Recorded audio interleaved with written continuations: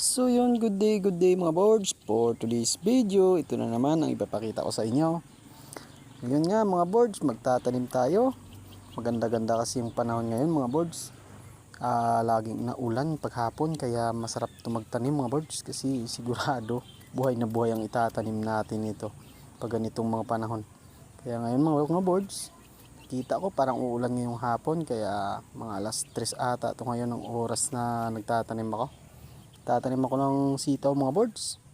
Kasi nung nakaraan yung tinanim ko dito, sus nako, di man lang nabuhay. Kasi sama ng panahon nun.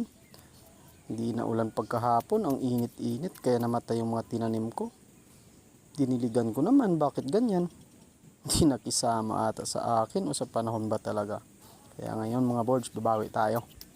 Meron akong ipinunla dito mga boards, kaya itatanim ko na sa ngayon. Siguro naman mabubuhay na kayo, kaganda ba naman ang panahon, di ba? Di ba mga boards? Kaya ito mga boards, tuloy-tuloy tayo sa pagtatanim mga boards. Ganun talaga ang buhay dito sa probinsya mga boards. Magsipag-sipag ka lang, magtanim ng mga gulay.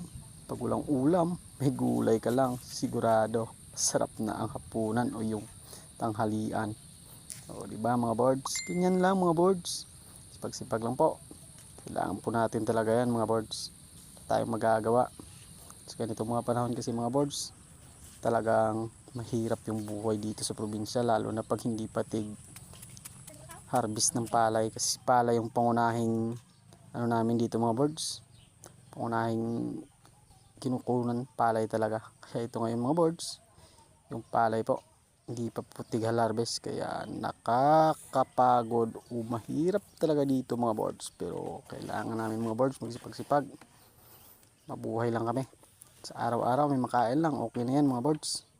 Yan lamang po mga boards. Thank you.